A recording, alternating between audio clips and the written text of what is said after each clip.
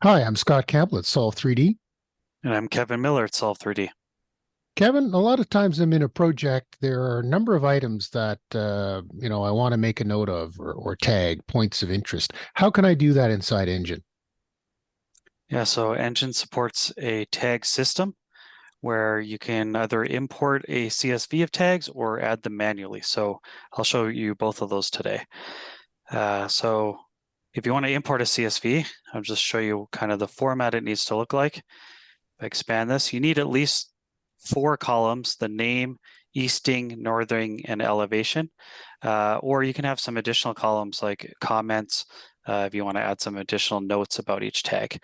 But you see I have a unique name for each of these traffic lights, and I have the XYZ locations of those.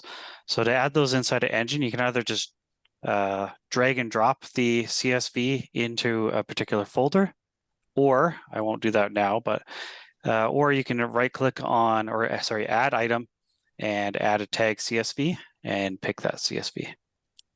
So go open, and then you can see that it's added it to There your, they all are. Yep. yeah. Oh, I see that it's missed one. Yeah, so I don't know what was in this tag CSV. So yeah, if you want to fix these or add some manually, all you have to do is, we'll zoom in here. You just got to right click on the object of interest and pick add new tag. And you can either create a new CSV of tags. In this case, I'm going to add to an existing CSV. I'm going to add, say, a unique name and give it a comment of missing. There we go. Or if you wanted to add to a new CSV, say the ground here, maybe we're looking at this little crack in the road or whatever it is, I can just right click, add new tag. I can create a new CSV and give it a thing called ground defects.